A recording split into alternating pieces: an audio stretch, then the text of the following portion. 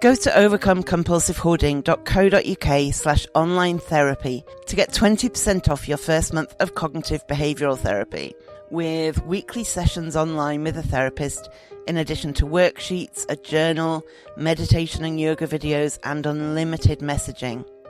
There's strong evidence that CBT can help people who hoard, and accessing therapy online can be affordable and accessible.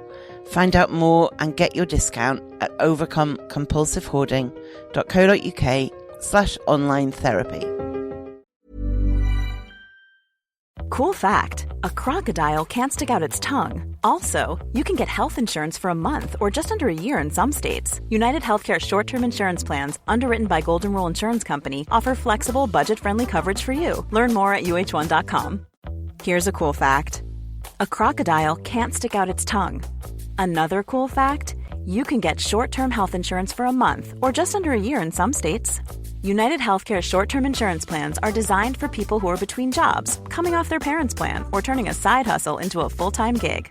Underwritten by Golden Rule Insurance Company, they offer flexible, budget-friendly coverage with access to a nationwide network of doctors and hospitals. Get more cool facts about United Healthcare short-term plans at uh1.com. Say hello to a new era of mental health care. Cerebral is here to help you achieve your mental wellness goals with professional therapy and medication management support. 100% online.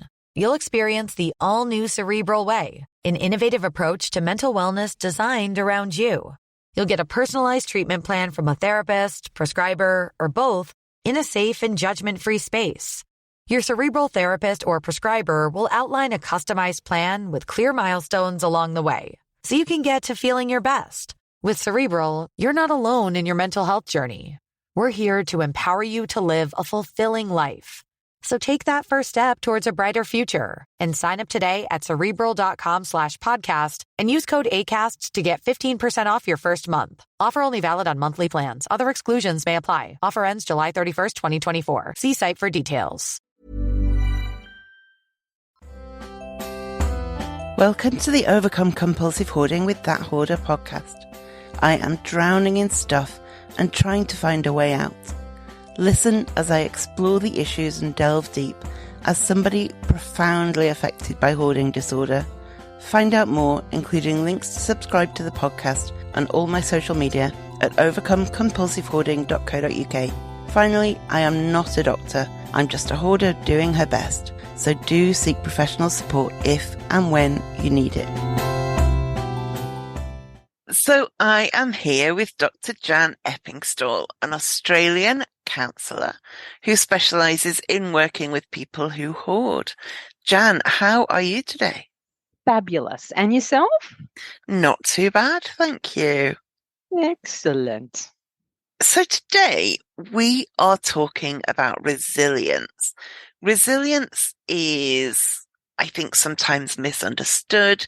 I think it's quite important on the long journey of that people who hoard go through, that we have some resilience. So yeah, I thought it would be good for us to talk about.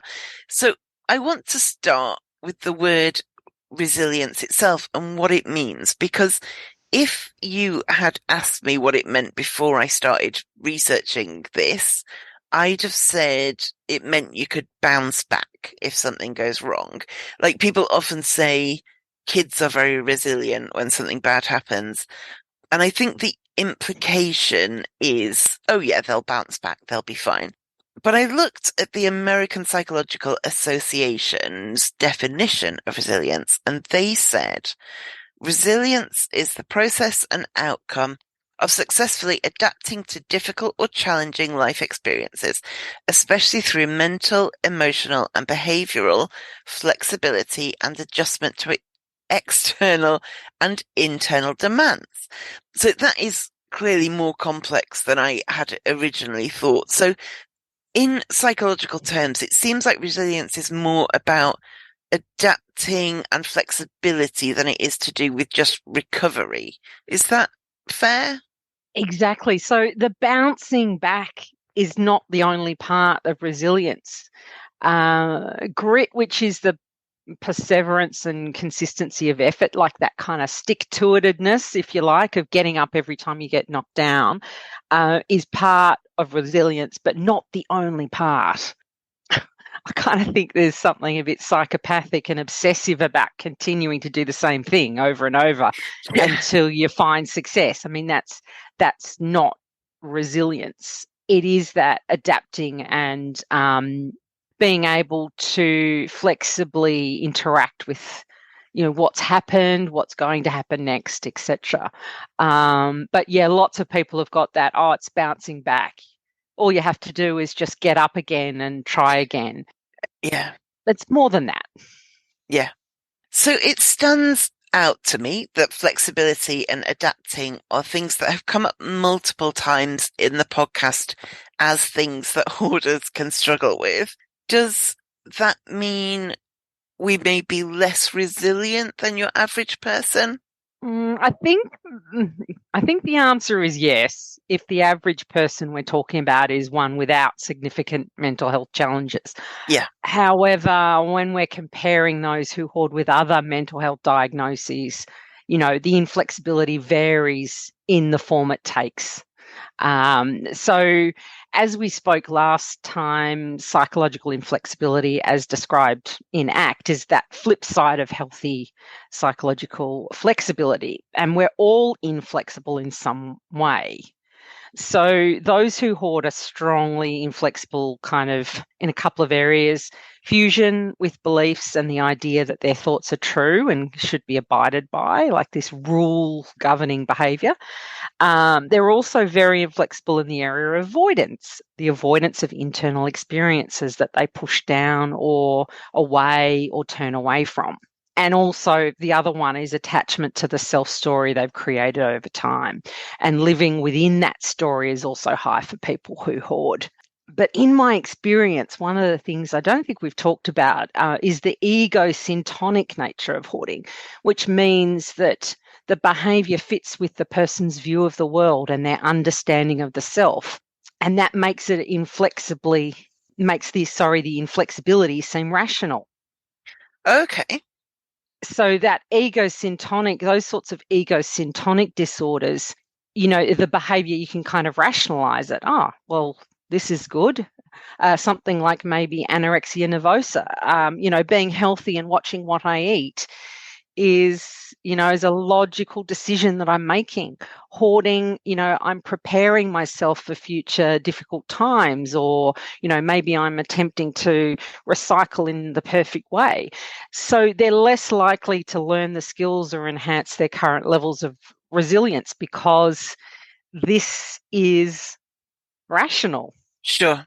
And the ego-dystonic nature of other disorders like OCD, for example, means people with this tendency can kind of see intellectually that their thoughts and behaviours are not rational, but are unable to change without support. So they're more likely to seek out treatment and therefore enhance their resilience. Yeah, that makes sense. So the American Psychological Association, again, they say the resources and skills associated with more positive adaptation, i.e. greater resilience, can be cultivated and practiced. And I definitely found that encouraging to hear. So it's something we can learn rather than something you just either possess or don't possess. Yes, but some of us are born with a resilient personality. Those who demonstrate this trait have, that dispositional optimism and more of an internal locus of control. We all know those people who seem a bit like a weeble. Remember those? Weebles wobble, but they don't fall down. That's so showing my age. I'm sorry, everyone.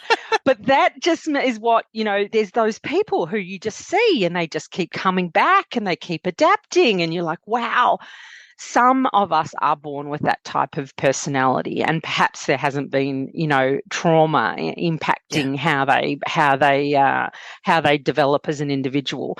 But the research into resilience in the sphere of positive psychology does indicate that we can practice and develop our resilience. And that starts with awareness, then acceptance of where we are right now, and a plan to build on our strengths and weaknesses. It's always reassuring to find out that if there's a quality you want to improve on, that it is something improvable within you, isn't it? Rather than, oh, Exactly. I've got that or I've not got that. Exactly. And I think we're learning more and more, particularly, in the last kind of 15 to 20 years with the focus around positive psychology, that humans are pretty damn amazing and they can learn new things and behave in new ways.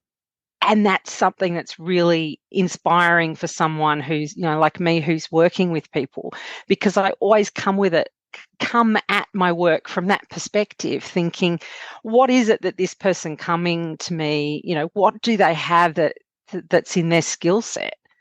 They've got all these skills. What can we do? What can we do with those skills? How can we develop them? How can we help them build other skills? Everybody has something they're really good at. Yeah. And that's what I love, about the kind of expansion of this idea of positive psychology that has come about, moving away from that disease kind of model, that medical model of mental health. It's refreshing. Because I know in my experience, things that my brain came up with to cope with difficult stuff, to cope with various traumas, I used to be treated as very pathological. Oh, you're dissociating. That's bad. We must stop it. For instance, until one day somebody said, like, you're dissociating. Isn't that genius? Like, how clever is your brain that when you were 11, you didn't even learn from anybody. You just thought, I know what I'll do, and disappeared. And it's a form of resilience, all of these coping mechanisms. Mm, And same with self-harm is another thing that I had experience of that was always, this is something we must eliminate, until somebody framed it as, wow, like what, that's serving a purpose for you. And hopefully we can get you to a point where that's not how you cope with things, or where you don't need to cope. Things are improved so you're not coping as much, mm, not having to cope as much. But even something like hoarding is a way of coping with difficult thoughts and feelings and emotions, which is kind of a form of resilience, even if, like with dissociation, like with self-harm, it's not the ideal way of doing it. It's still, there's something in there about, it's not just lying down and not coping. exactly. And I think one of the things that initial research came up with, and I think now there's been a few different studies that were a bit more ambiguous, but initially the thought was hoarding was, an alternative to PTSD, to having some, post-traumatic stress kind of response. And the idea was from the initial research, oh, okay, so people that are hoarding, they're not demonstrating those PTSD type symptoms. So exactly what you're describing there is that it is a coping mechanism and it works up to a point. And that's what, everything kind of works up to a point. Yeah, because you wouldn't do it. You wouldn't stick with No, it if it didn't work. no, no, if it's not doing the job, we don't do stuff for no reason, do we? We do stuff for a result, and there's always a function to that behavior. It's not just out of the blue.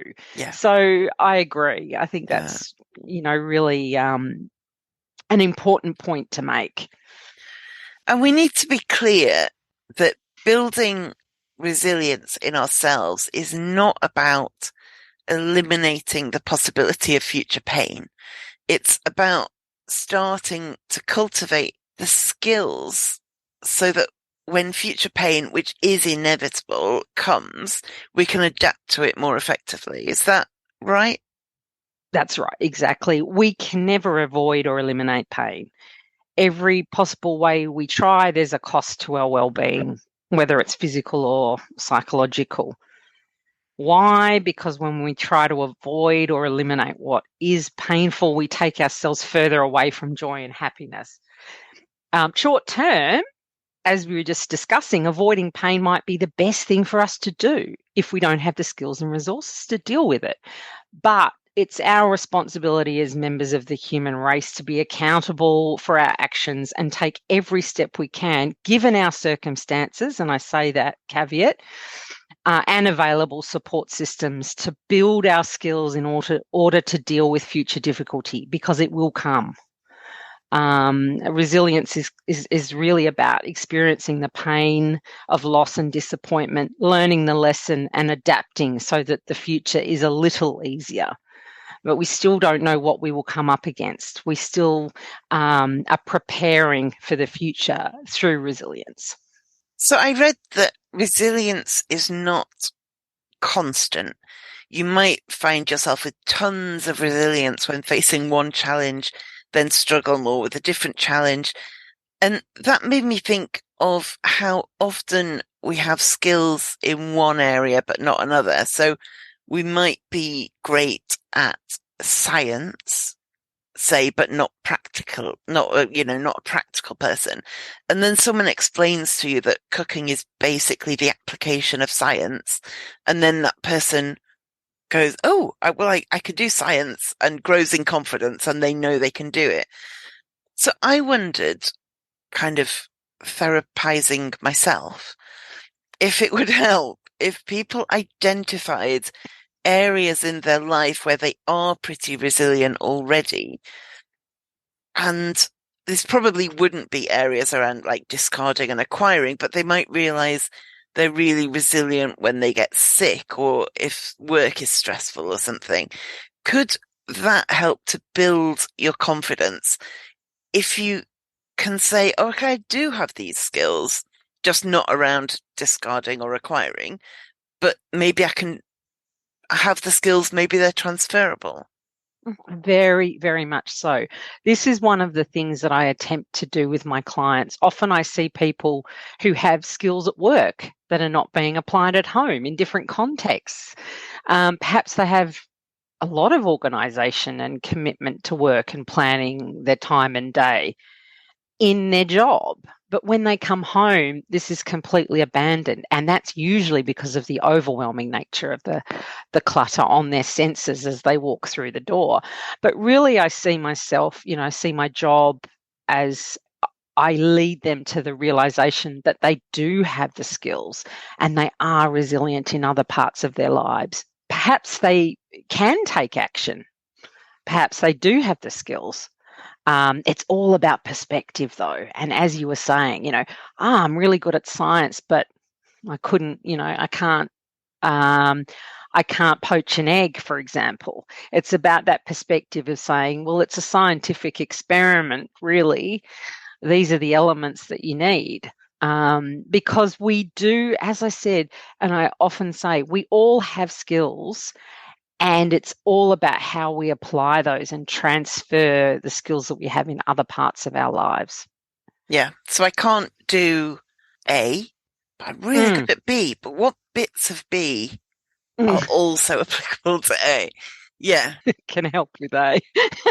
Exactly. Yeah. Exactly. What parts of those things can I leverage the things that I'm good at? I was thinking about how my computer files are meticulously organized. I can find, so I was going, what can I apply from my folder system on my computer to my real life? But then I was like, but I don't have the backup of like a search bar in my house. Yes. Where I can type driving license and it will tell me where it is. Damn, I tell you, we will be millionaires if we can create that, people. Let's do it. Create a giant database of everything you own Yes. and where it is. I will admit that I do have a page in my notebook, in my bullet journal called Where Did I Put It? Yeah. For those things that I just, because I often, when I think of where to put something, I think, oh, well, where will I look for it? What will be the thought process, right? So I'll go through that thought process and I end up putting it in its home. Then 6 months later, I don't know, maybe I'm a different person in 6 months and I go to look for it and I think, where the heck did that go? So I've just started this little list. Yeah. At the moment, it's not technically savvy enough to search, but I could create an Excel spreadsheet if I Yeah. had more time than sense. But Yeah. yeah, sometimes it's just damn it, did I put whatever it is? But if you've got, this is my life tip. I've given this on the podcast before, but it's a good tip, so I'm going to give it again. Yeah. If you're going to a concert or a comedy night or something and you've got tickets, but you buy them 6 months in advance, I was forever, obviously, I don't know where something is 6 months later, obviously. And so what I do, it's less applicable now. You often get electronic tickets, but if you get paper tickets and they arrive, add a note in your calendar the day before the concert that says the tickets are in the second kitchen drawer or the tickets are in the, the whatever, wherever they are. And you don't have to remember then and you don't have to lose them because the day before the gig, you're like, oh, thank you, past me. I know where they are now. Exactly. Past me was being good to future me. And that's when, the world continues to spin. That's brilliant. Great tip. It's a good tip. So resilience theory says there are factors that help build resilience. So I thought we could go through them and you could just expand on them a bit and how they apply to hoarding in particular.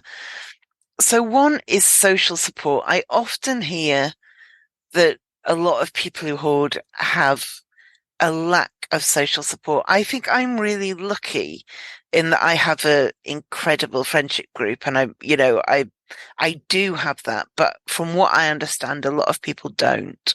Yes. First, before we just touch on social support, it's helpful to understand that these factors we're going to talk about are all interrelated.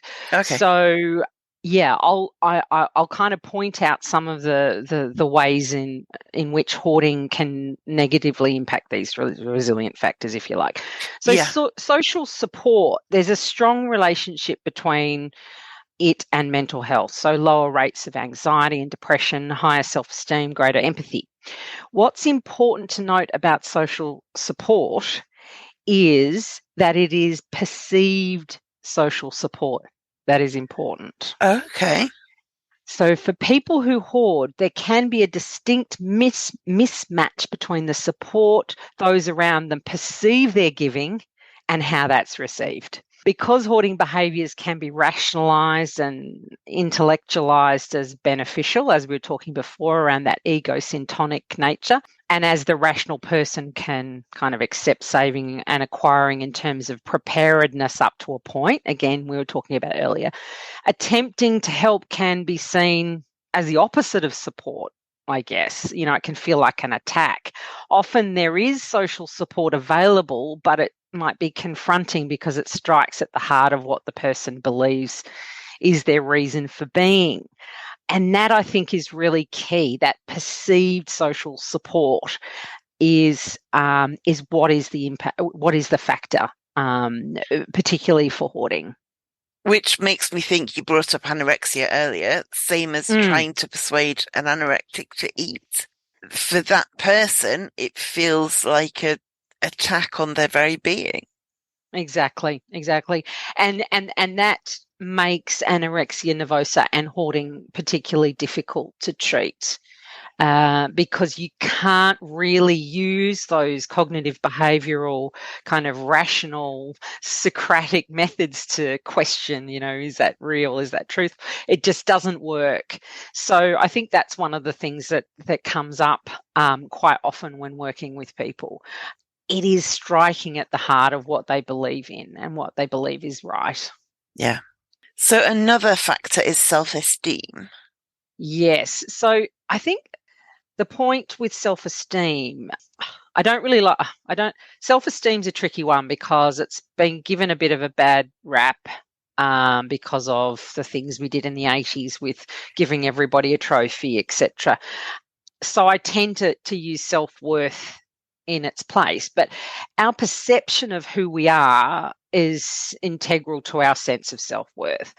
So self-awareness and understanding the real you is essential in making change in your life, which I think we have mentioned in the past. So for those who hoard, often there is a sense of ambivalence and lack of understanding about who they are that perhaps leads to difficulty making decisions and ending up getting all the stuff. You don't know which person you are. I think we talk about, am I a frog or am I a strawberry? I don't know. I don't know. I'll get both. And, what their values are and what their true personality is and what they're capable of hasn't been explored.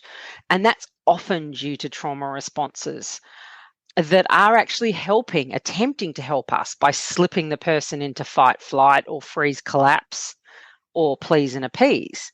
I mean, it's really difficult to find out what you can do to improve your self-worth if you can't stay connected to your cortex long enough to try. Often there's that sense of helplessness and hopelessness from people because when they try to approach the hoard, their nervous system stops them from engaging, so they stop trying. And that significantly impacts your self-esteem, your self-worth, your self-efficacy. And you don't know if you can do it because right in that moment, your nervous system is stopping you.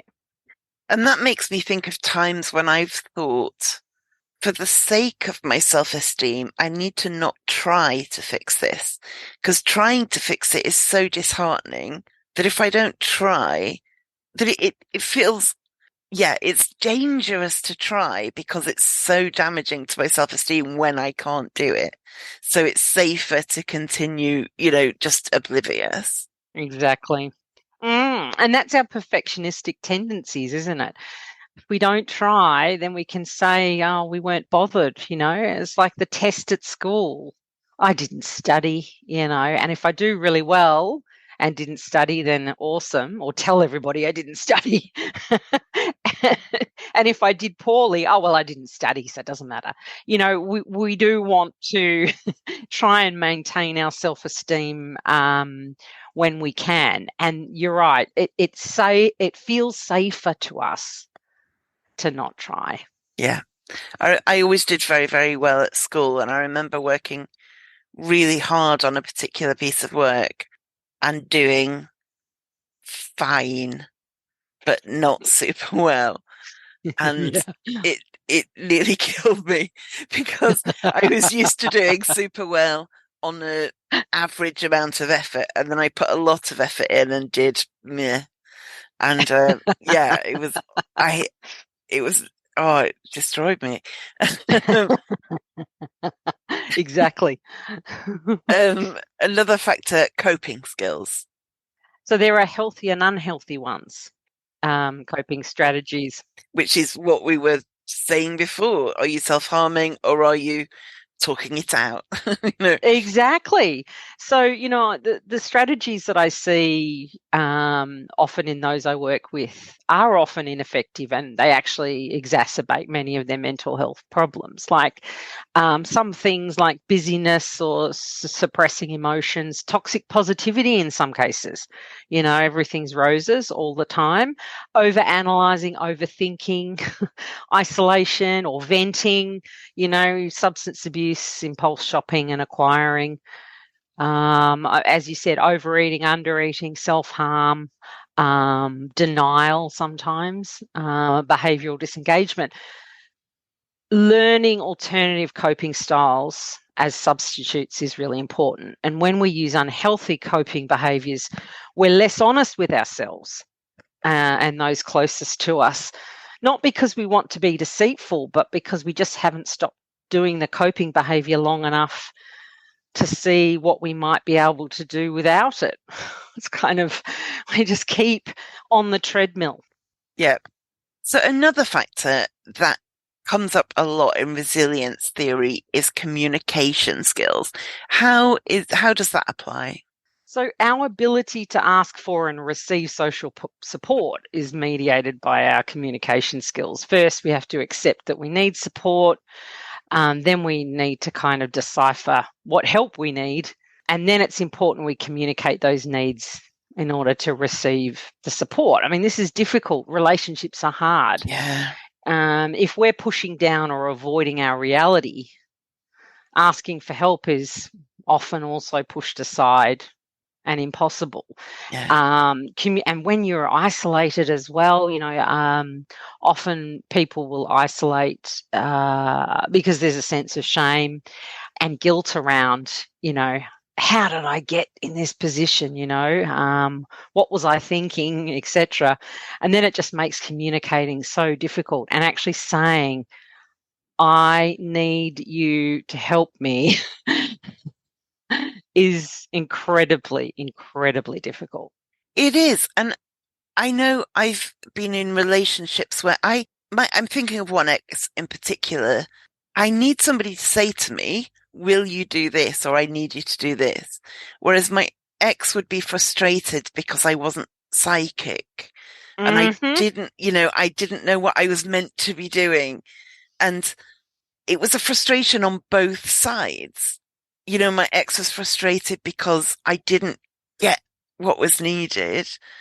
I was frustrated because she was annoyed at me for something I didn't know I was meant to be. There are communication styles, aren't there? And some people Yes. like me, I think a lot of people are not psychic. And so, so people need, to say quite clearly, I would really appreciate it if you would do this, or it would help me a lot if you would do this. But as you say, that's really hard to say, because if you say it outright and the other person says no, that's really, really hard. Yeah, if you're rejected when you ask for it, because that is that is one of the really difficult things about relationships. You aren't psychic. You can't read their minds. Yeah. But there's this kind of idea that if you love me or if you care about me, you will know what I need, what I want, etc. It's that kind of romance, crazy stuff that we think. It's that cliched argument of, why are you annoyed at me? Well, I'm even more annoyed because you don't know. You don't know. And it's a real, you just go around in circles, don't you? Exactly. That's the stuff, I don't know if you have watched any of the Gottman husband and wife team who No. do a lot of work with couples, and they can predict with something like 95% accuracy from just viewing how people communicate and fight with one another, whether their relationship will survive. And one of the things is that saying what you want, just saying, this is what I need or this is what I want. Yeah.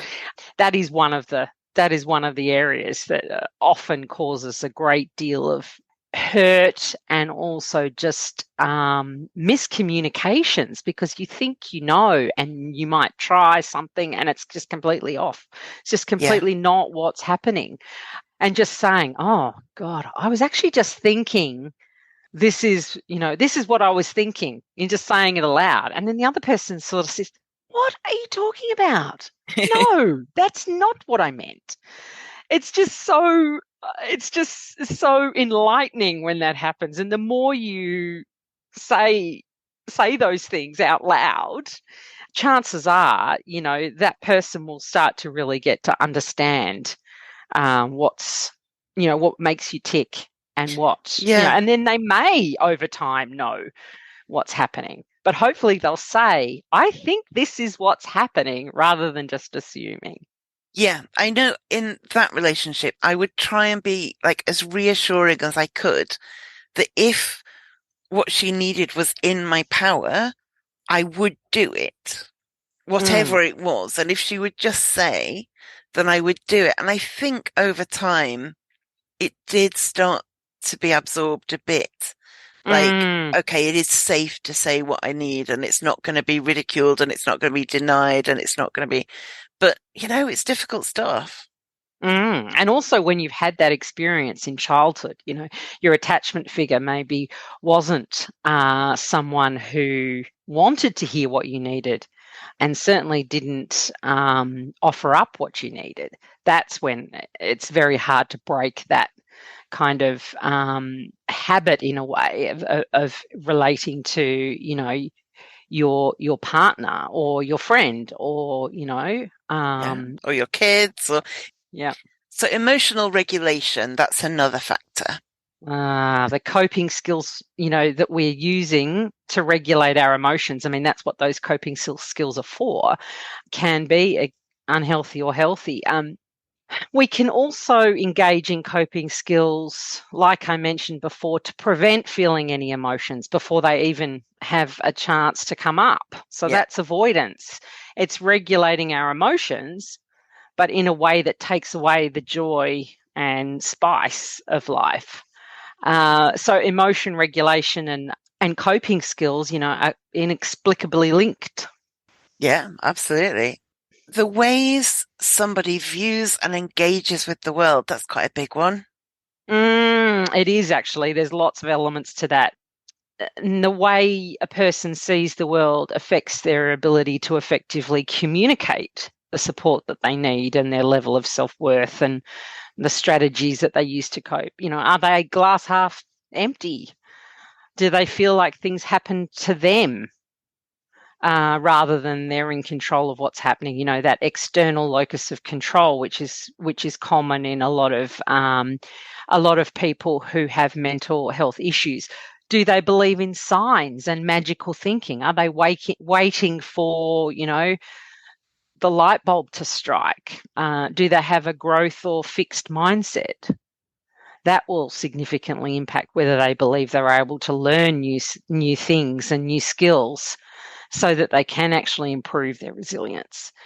But the ways we see the world, that's a really tough one because that's tied into all of our values, our experience, possibly even some epigenetic kind of situations going on. So it is a tricky one. The availability and quality of social resources is another factor in resilience. Yeah, so seeking out and asking support and assistance from family, neighbours, community, the church or agencies or whatever is really difficult for people who hoard. As we've mentioned, the shame, suspicion, fear of rejection can hold us back. And many may not see these social resources as accessible because in order to take advantage, they kind of have to admit Yeah.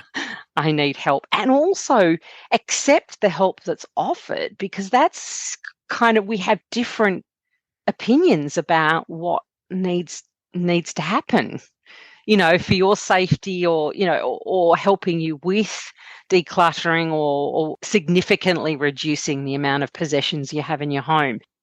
That is where that's the center of the matter, isn't it? Your what you think you need and what others believe you need can be quite different.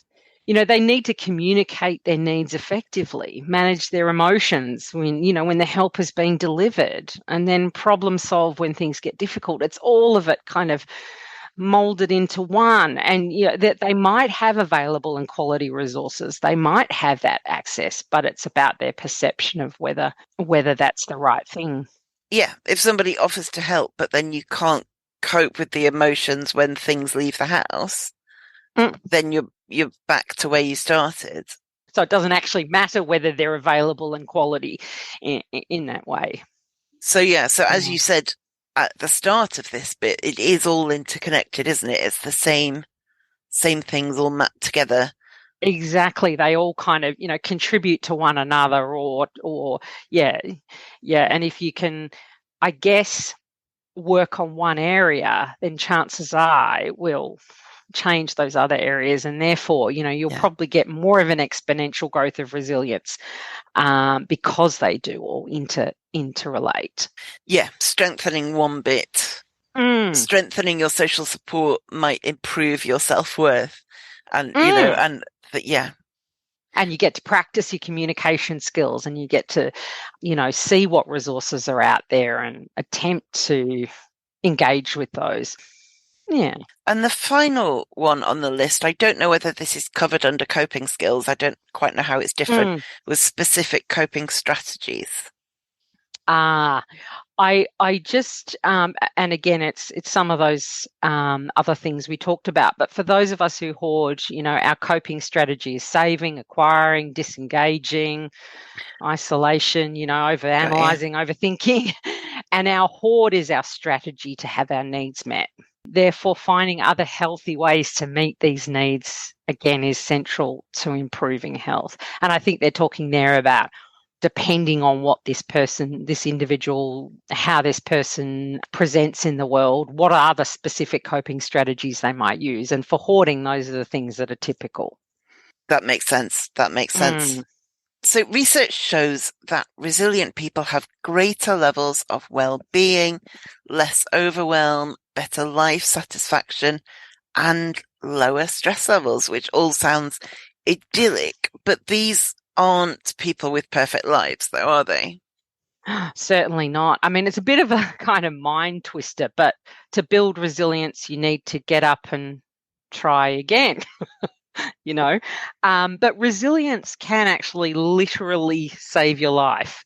In fact, my dear friends Peter and Stuart Taylor have a profound story about the power of cultivating resilience. I met them, oof, don't want to say, a long time ago when they were both studying psychology at night. I started my studies and I met them in one of the night classes, and they were building their business and raising 4 young children. So we kind of clicked. We were study buddies instantly. And I didn't actually know their story until a while later. After being diagnosed with brain cancer in 2001 and given 3 to 4 years to live, Stuart realised that that kind of hamster wheel of corporate life was literally killing him. Yeah. So he and his wife, Peter, decided to change tack and get off that treadmill.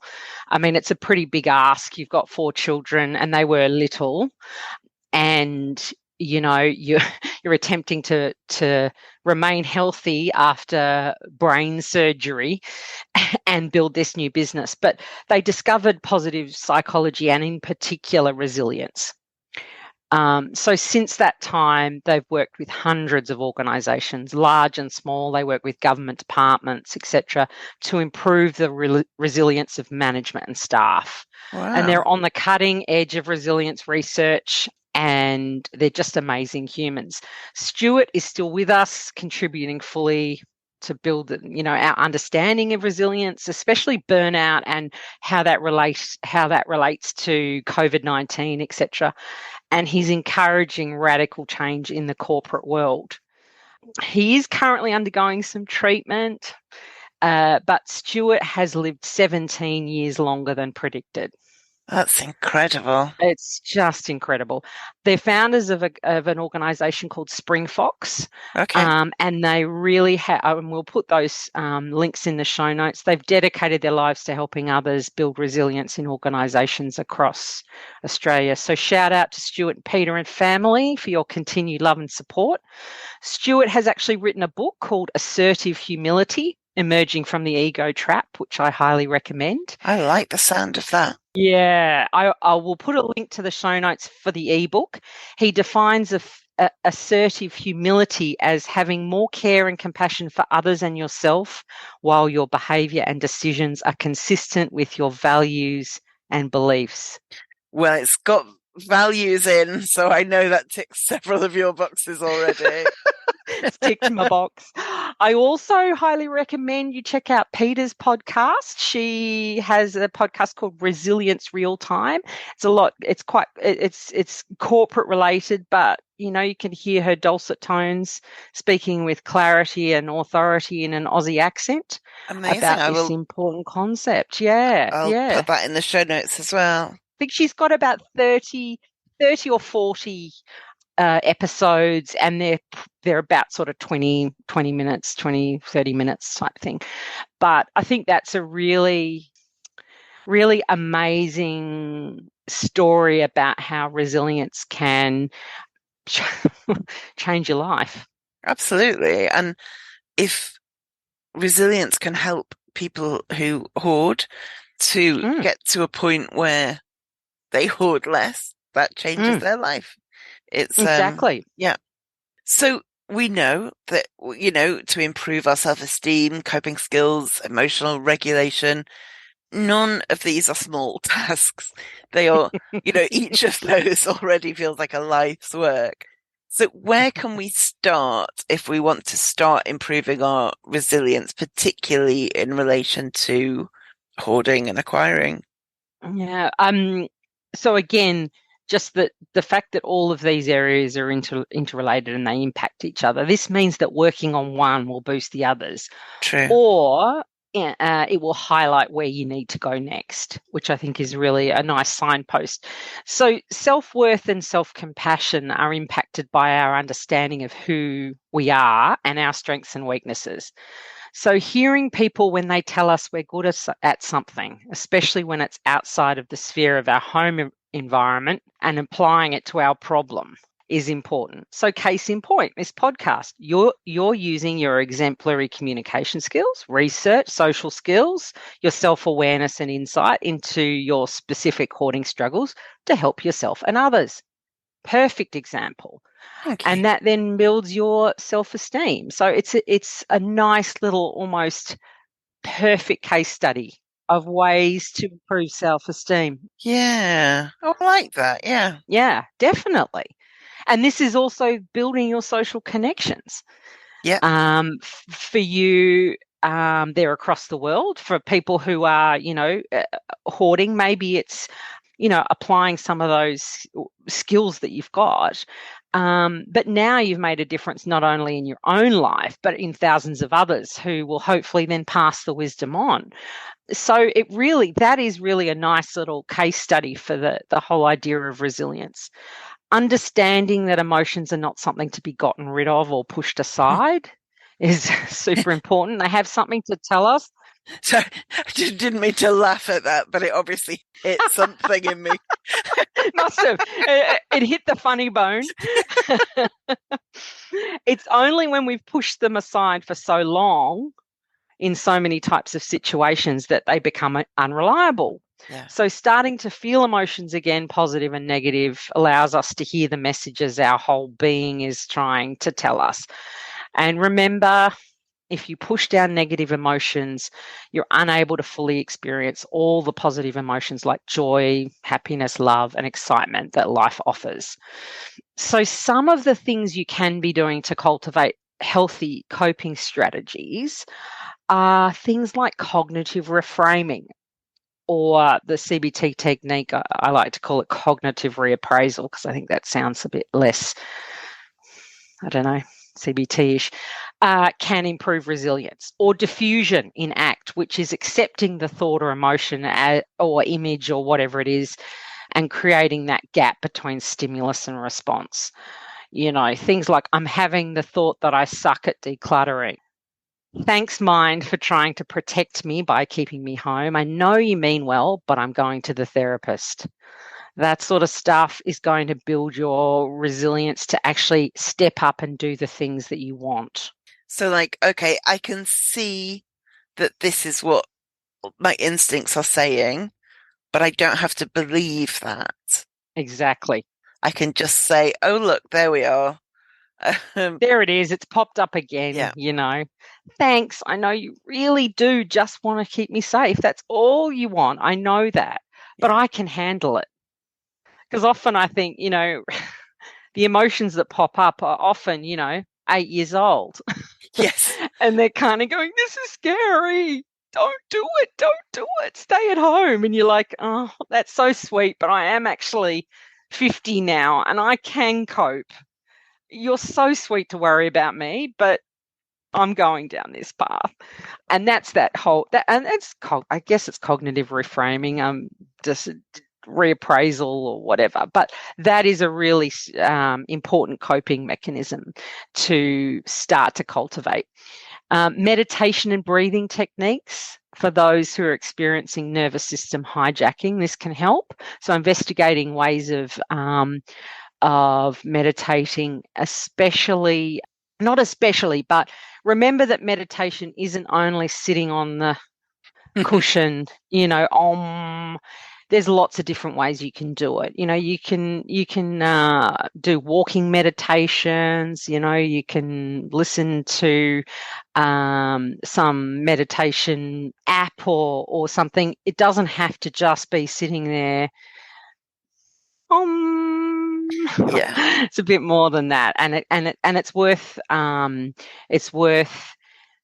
learning more of those techniques. Yeah, because some people respond really well to like a guided meditation, don't they? Where they're imagining themselves. Exactly. Other people can't stand that and need Yep. something very quiet, or they need music to be on, or they need, and you don't know until you try, I guess. Right, exactly. And the other thing is, often when people have had a great deal of trauma, meditating and sitting on the cushion can be too much for the nervous system. So perhaps try yoga or something that's more, or walking meditation, something that keeps you in your body.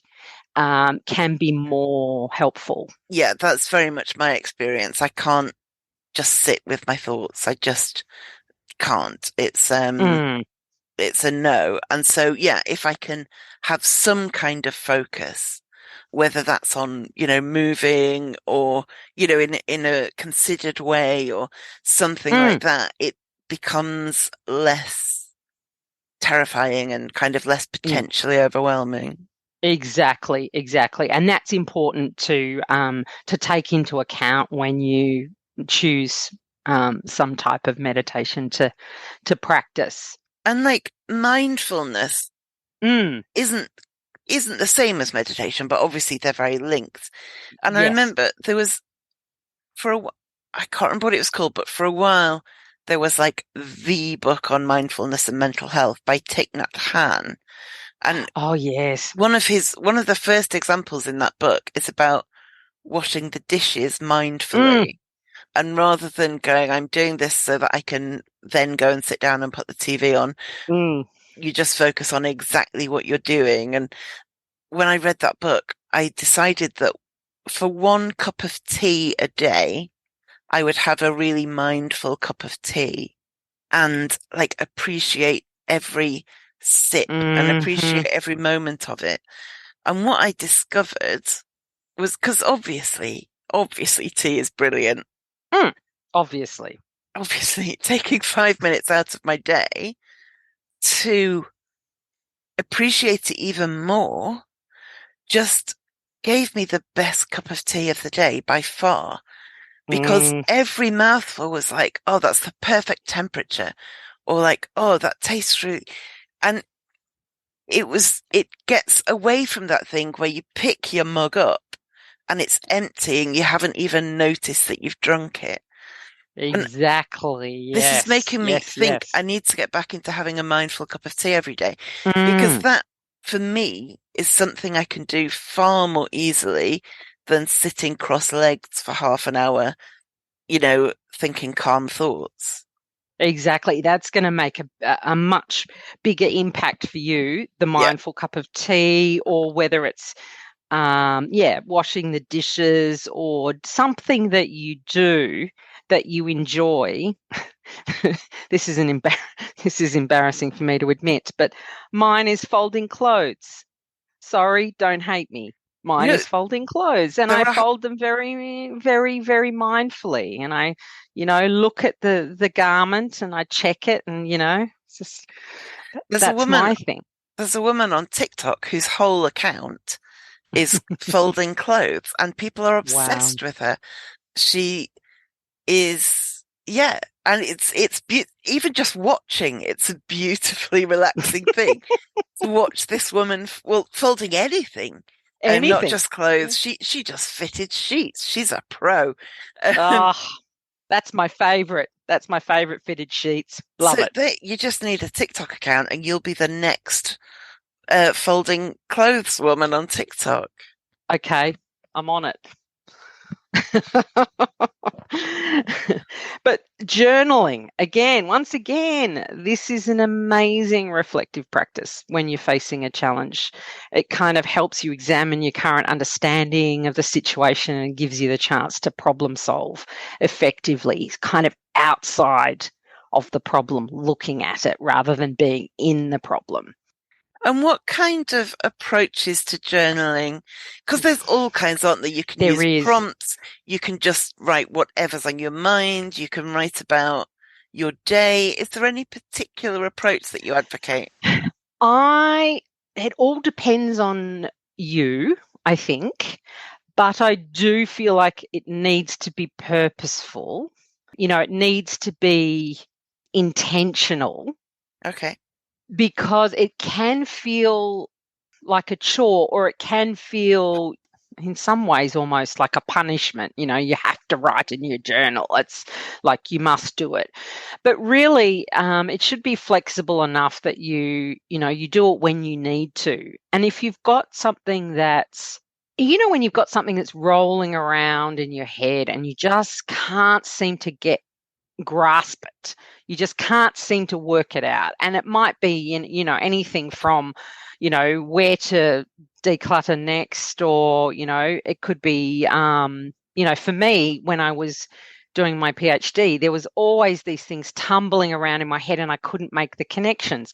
And so Or like an what I argument you've do, had with somebody, or yeah. exactly, an argument that you can't understand their perspective or something.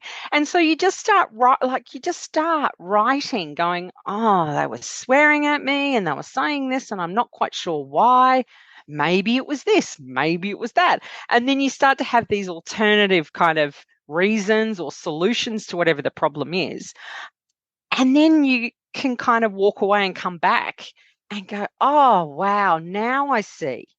Now I can make those connections. It's just the act of writing, pulling out what's up here, even in a jumbled way, and then you can kind of make connections that you couldn't make when it was in your mind. I mean, prompts and stuff are good too if you're working on a particular, like if you're following someone's prompts. I know lots of people have prompts on the internet, just exploring who you are as well. We talked earlier about that whole heck, who am I? What are my strengths? What are my weaknesses? What are my dreams? All those sorts of things. That can be exceptionally, an exceptionally good thing to journal. There's a practice called morning pages, where I think it Yeah. came from a woman called Julia Cameron, if I'm remembering rightly. And the Mm, idea is just that the first thing you do when you wake up before anything else is you write for, I think, 5 minutes. mm. And if you don't know what to write about, you write about the fact that you don't know what to write Don't about. know It what to doesn't, write about. yeah, you just write. Or it might be a certain number of pages. I can't remember. It's a long time since I read the book. And I did it for a while. And it is interesting how you wake up and you think, I've got nothing to say. But once you start writing, it does start flowing, even if it's about the fact, I hate doing this. This is a ridiculous practice. I don't know why and things start Exactly. coming out. And I didn't stick with it because it was too prescriptive and it Mm-hmm. started to feel like a chore, as you mentioned. Mm, I would rather do it kind of when it calls to me than because I have to. But it was an interesting kind of discipline to have for a while because it mm. showed that even when you think you've got nothing to say, there's something in there. Exactly. And the other thing is reading back over that and looking at themes, looking at what keeps popping up. What are Yeah. you thinking about when you get up in the morning? Is it, I hate doing this? Is it, I hate going to work? Is it, you know what I mean? And these things kind of pop up and they keep popping up, and you're thinking, wow, that's the fifth time I've written, I hate my job, or you know what I mean? And it just really does give you a pattern of thought that you might not have seen if it's just rolling around in your head or images are just kind of flashing through your mind. Yeah, I do think journaling, and I do think I could do more journaling myself because I do see the benefit, and I have done it before like yourself and really found it very, very interesting to see what pops up. Yeah. It's a habit I often wish I had. I certainly Mm, like I had the very stereotypical teenage diaries. yes, I yes. used to pour my heart out in those, and then you just can't, I just got out of the habit. And I think Mm, it's about, for me, I wouldn't want it to be something I force myself to do daily, mm. but equally, yeah, it's something I should probably do sometimes because it's absolutely beneficial. It can really help you work out. Sometimes you feel wrong and you don't know why, and you start writing and you work out why. Exactly, exactly. You might just be in a really super good mood, for example, and you're like, why am I Yeah, writing about it? Wow. Oh gosh, now I've highlighted all this stuff that I find, that I love, yeah, that I'm not doing enough of, or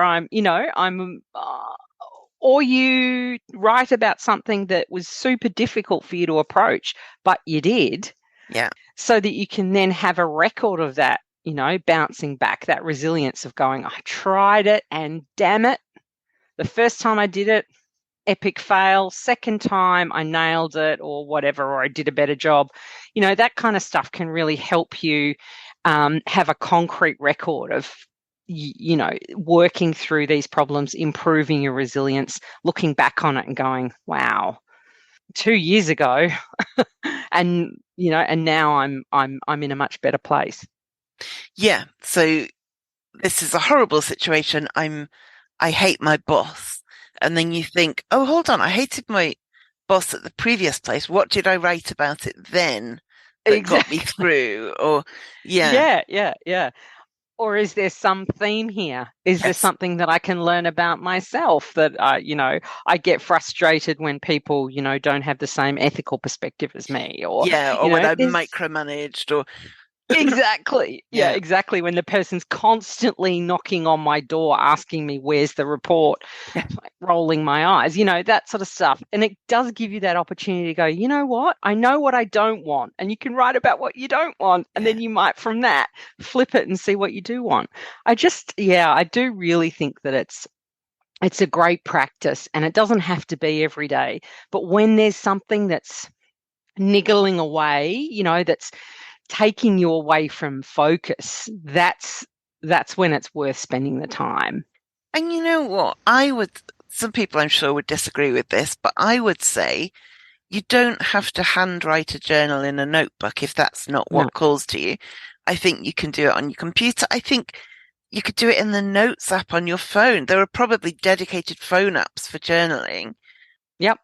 You could do a voice recording. Yeah, You could do a little voice recording. Go, oh my God, and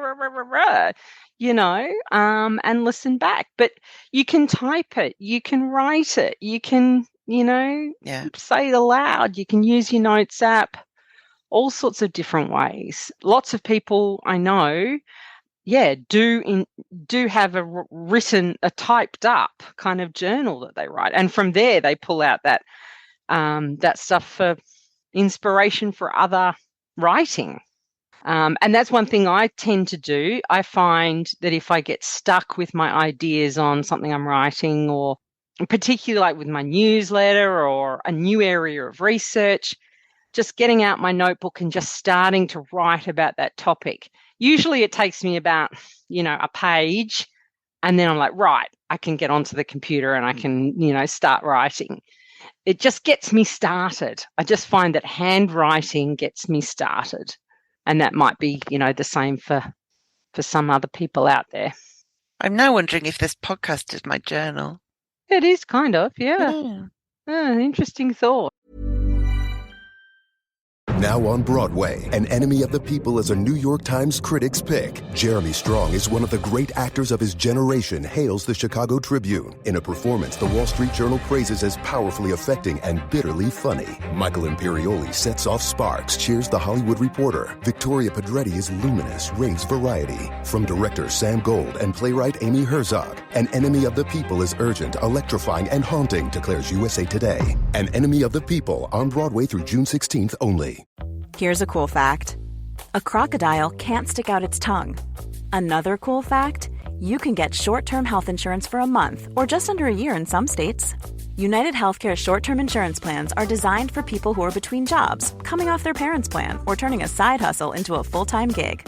Underwritten by Golden Rule Insurance Company, they offer flexible, budget-friendly coverage with access to a nationwide network of doctors and hospitals. Get more cool facts about United Healthcare short-term plans at uh1.com.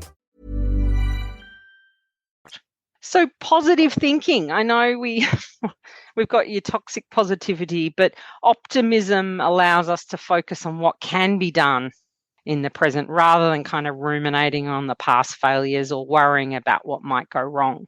I mean, actually ruminating may feel like it's helpful, but unless you learn and grow from the attempt, then ruminating is just kind of pointless navel gazing, really. I mean, you just keep hashing over the same stuff. But if you can actually, rather than do that, you can try and adapt and attempt again.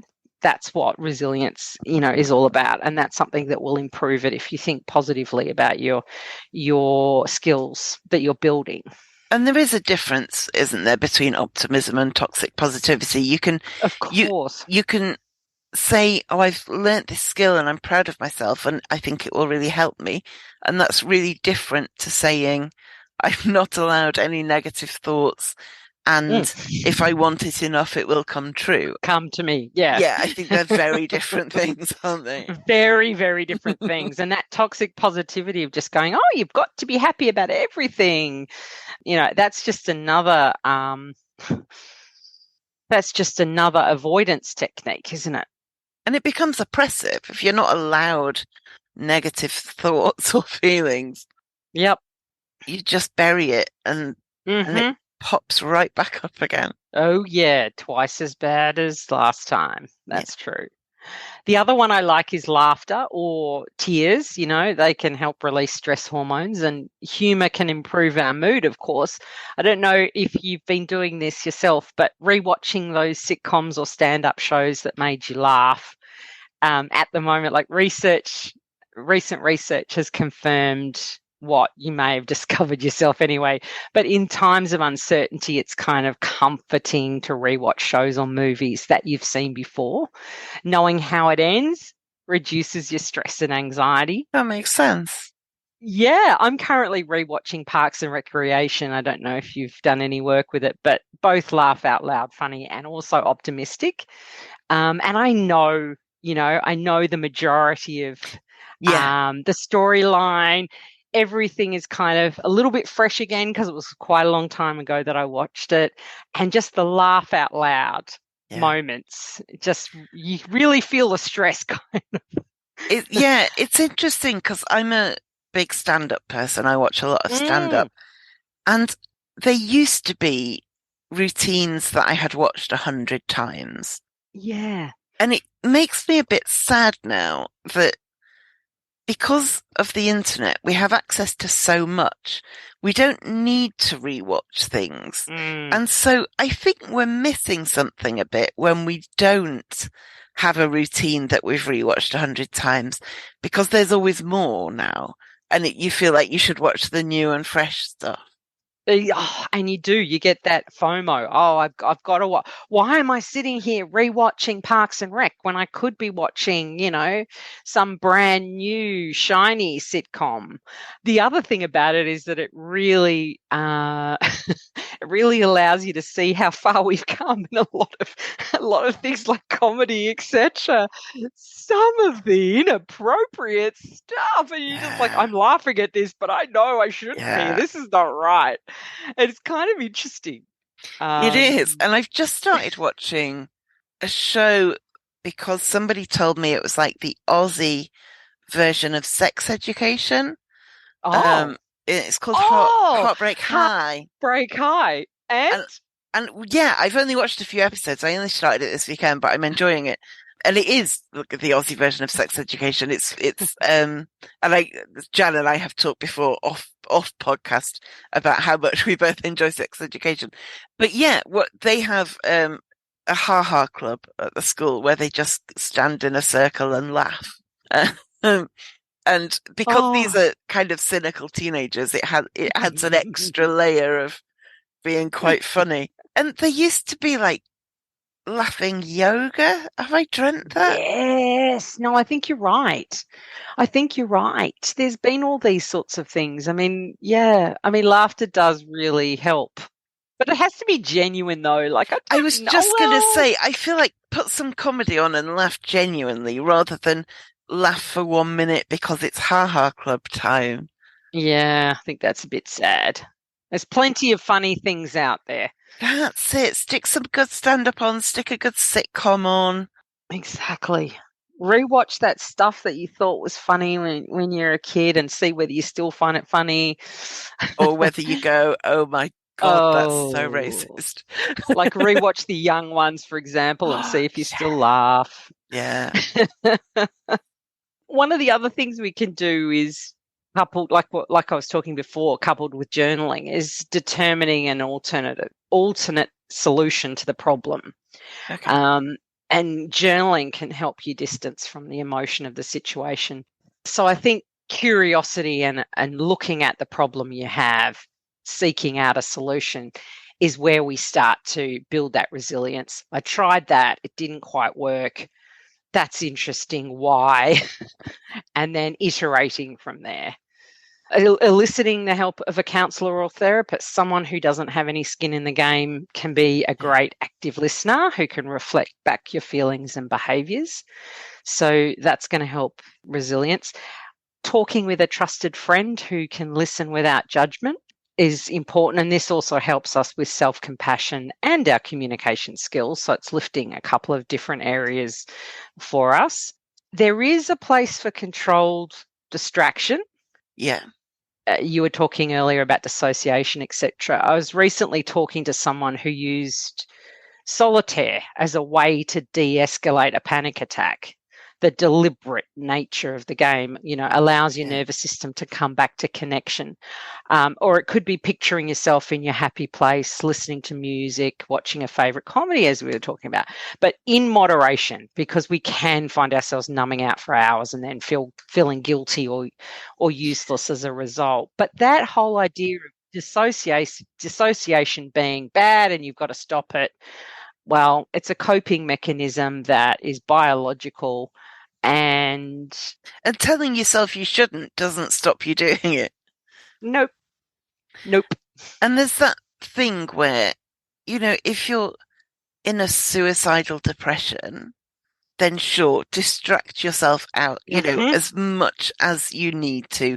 Fill your boots with distraction. Exactly. But if then you try to distract from every slight feeling of discomfort, that's when it's an issue, isn't it? It's about Exactly. scale and proportion. And if it's literally saving you from feeling the worst, then do what you need to do.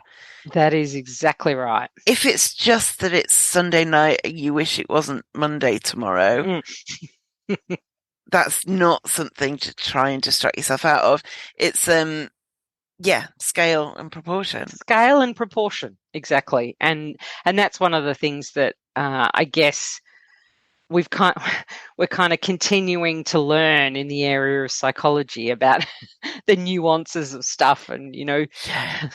dissociation bad, this good, we're like nothing. It's all nothing's black and white. Everything is pretty grey.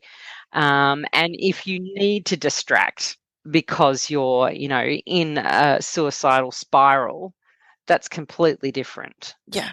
I always understood dissociation as a black and white thing. And Mm. it's really not. Things like an example that's often used, but that is a good one, is kind of the last 200 yards of your car journey home. Mm. You get home and you can't remember the last few roads because you've done it 1,000 times, or the last bus stop on your journey.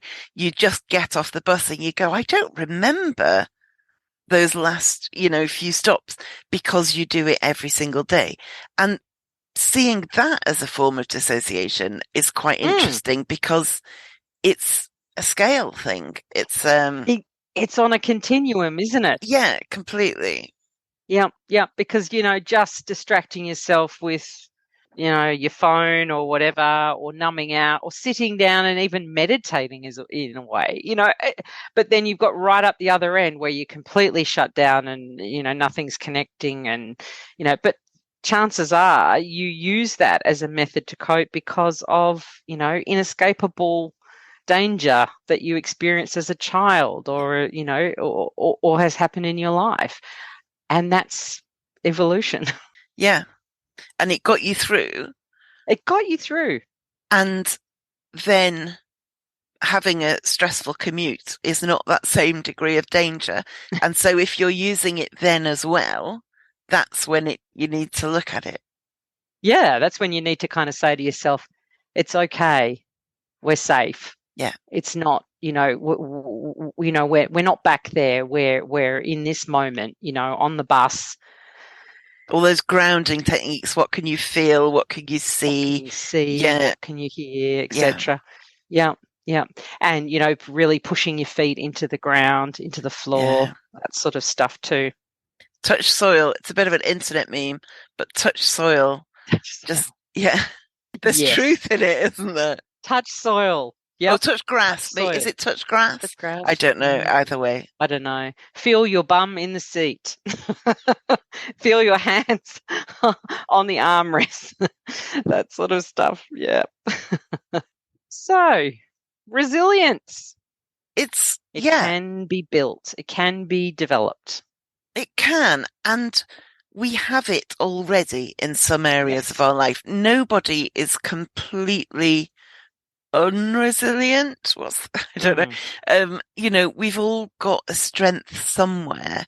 It might be that, chances are, if you're listening to this, you don't have it in the areas of discarding stuff, but you do have it somewhere, and it might be something you might have to look around a bit to work out where it is, but you do. You're an adult with coping skills. And if you can cope at work, or if you can cope with sleepless nights with a new baby, or if you can cope with whatever, cooking a big meal for 12 people, then you can also use some of those skills in this. Definitely. It's there. You might have to mine it a little bit, you dig it up a bit. And that's where that journaling comes in, really, and listening to what people around you say and really hearing them. I know a lot of people almost don't hear compliments or nice things that people say about them, or they disregard them and say, you're just trying to butter me up, or you just want something. Actually listen to those things, and that can give you an insight into some of the things that you do really well. Or if you're really, really bold, ask someone, what do you think I'm good at? That's a hard one, but it is. Do you know, I did a work thing a couple of years ago that I was really terrified about, and I got so much amazing feedback afterwards that I took a screenshot of everything. And I created a folder on my phone called Imposter Syndrome. and I put every screenshot of every bit of praise into this folder. And ever since then, I have screenshotted not every bit of praise I get, but when it occurs to me, if somebody says, "Oh, that was a great piece of work," or, that meeting was really good, or whatever, I just screenshot it and put it in that folder. And I don't often access it, but knowing it's there is good. And if I am having, say, another scary work event, I could just scroll through a few of those pictures and go, okay, well, they thought I did well then, and they thought I did well then. And you could equally have a folder for nice things my friends say about me. Exactly. And it's almost like it's just an antidote to those times when you really can't see it yourself. Someone else has seen it, and they've put it down in writing, or they've said it in words. They've looked you in the eye and said, "You did an awesome job. Yeah. What you're doing is helping people." Those sorts of things, and that can just be the difference between trying something again or giving up. Completely. So if people want to find you online, where can they do so? They can go to my website, stuffology.com.au. They could go to Instagram at stuff_ology, or Twitter at stuff_ology, Facebook, Stuffology Consulting, and shoot me an email if you like, jan@stuffology.com.au. And when you go to stuffology.com.au, sign up for the email list, which is a weekly knowledge bomb. Knowledge bomb. Yes. Thank you so much for your kind words. It's all true. Thank you, Jen. You are always a wonder. Thank you so very much. I love, love, love doing our pods. Do you want to be a de-hoarding darling? You can be now at overcomecompulsivehoarding.co.uk/darling. If you love the podcast and want a bit extra, you can finally sign up to be a de-hoarding darling. Members will get an exclusive monthly post with an additional top tip, some podcast and music recommendations, and a personal update from me about how things are going. Find out the full details at overcomecompulsivehoarding.co.uk/darling. So my top tip this week is a clip from the It's All Clutter podcast, and it's a clip with a bit of advice about where to start. Another thing you can do right off the bat is commit to decluttering areas that are not emotional. Stick with the easy stuff first. Do not go into a closet full of memorabilia and decluttering landmines and expect to have success right off the bat. Decluttering is a muscle. You need to learn how to declutter and flex those decluttering muscles and get stronger at it by starting with the easy, emotionally easy categories first, period. Declutter your pencils and pens, right? Declutter something super easy to begin with, and that's going to motivate you to continue to move forward. So set yourself up for success right in the beginning of this process by knowing yourself, knowing your time limits, and sticking to the emotionally easy things. Now, I'm a big fan of this advice. I use it myself all the time. If I get to something that is just too difficult and I can feel my brain clamming up, I think, okay, can I just shift my attention to something a little bit less emotionally charged for the time being? I know I will at some point come back to say the nostalgic stuff, whatever it is that's difficult, but there's usually something easier you can be doing in the meantime, and it's better to make progress, even if it's not quite the progress you planned, than it is to freeze and give up. Okay, thank you for listening, and I will speak to you next time.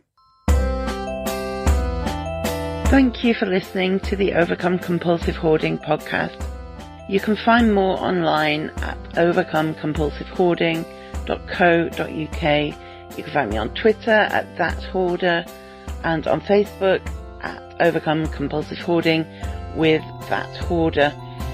To find out more about how you can support this podcast and the overall project, go to overcomecompulsivehoarding.co.uk/support, and do subscribe to this podcast so you make sure you don't miss any future episodes.